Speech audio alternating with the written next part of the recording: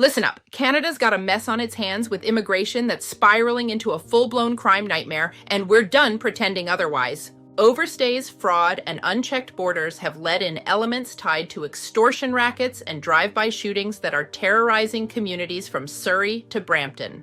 Michelle Rempel Garner nails it. We've got to fix this before it tears Canada apart. Bill C-12 isn't perfect. It's got some power grab vibes that smack of anti-democratic overreach, but it's a blunt tool aimed at course-correcting the chaos. Let's break it down straight. No sugarcoating, putting Canada and Canadians first. What the hell is Bill C-12? Officially, the Strengthening Canada's Immigration System and Borders Act, this bad boy was tabled in October 2025 as a carve-out from the bloated Bill C-2.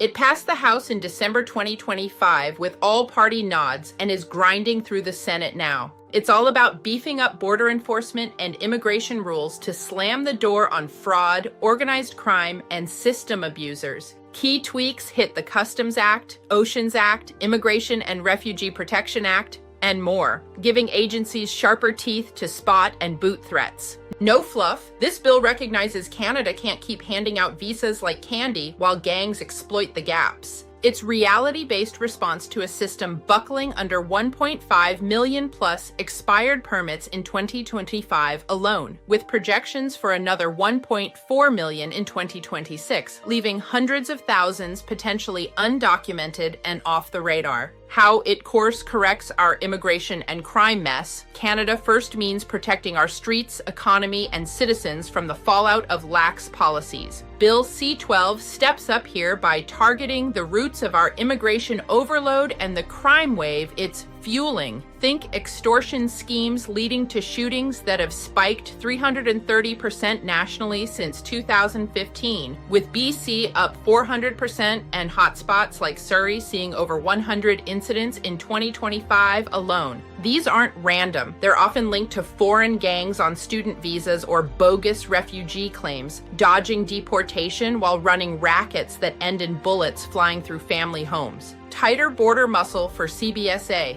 Expands inspections on exports to nail drug traffickers and gangs smuggling fentanyl or laundering cash, directly hitting transnational crime that's bleeding into domestic extortion.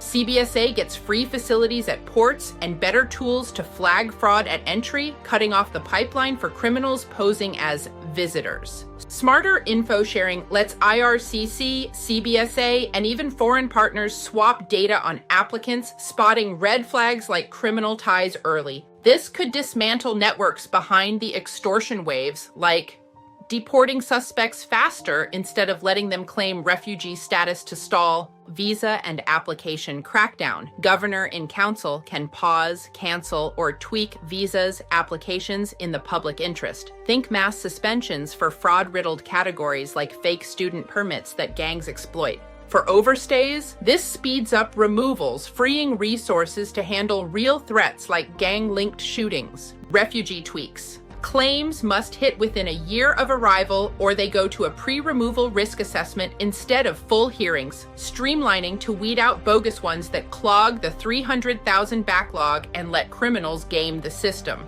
Bottom line, this bill could slash the crime surge by making Canada less of a soft target. Deportations are already at 18,000 to 19,000 in 2025. C-12 ramps that up intelligently, focusing on high-risk cases tied to extortion and violence, without the liberal catch-and-release nonsense that's let repeat offenders roam. It's about restoring integrity so genuine immigrants thrive, not getting drowned out by the chaos. The anti-democratic red flags, keeping it honest. We're not blind patriots here.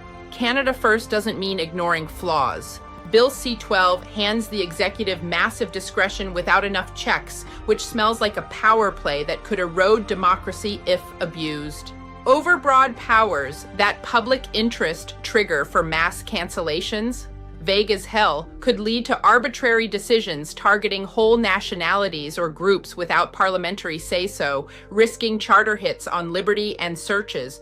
Critics like the Canadian Civil Liberties Association and Amnesty call it unfair, potentially trapping vulnerable folks in limbo or deporting them without due process. Surveillance and sharing creep. Expanded data swaps raise privacy alarms, opening doors to warrantless snooping that might not hold up in court. Plus, militarizing the Coast Guard for intel ops shifts them from rescue to spy games, which could blur lines and undermine trust. Refugee rights.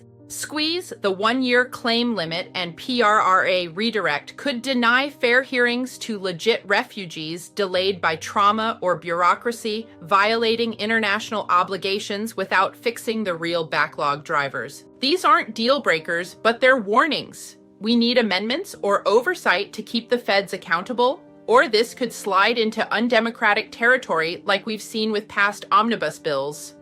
Wrapping it up, necessary, but eyes open. Canada's immigration crisis isn't abstract. It's extortion calls at dinner, bullets in bedrooms, and a system that's failed everyday Canadians. Bill C-12 gets assertive on enforcement, potentially curbing the crime wave by closing loopholes gangs love. It's a Canada-first move to reclaim control, boost deportations of threats, and protect communities. But let's be blunt, the anti-democratic edges need sanding down to avoid executive overkill. If the Senate sharpens it, this could be the reset we need. Otherwise, we're just trading one problem for another.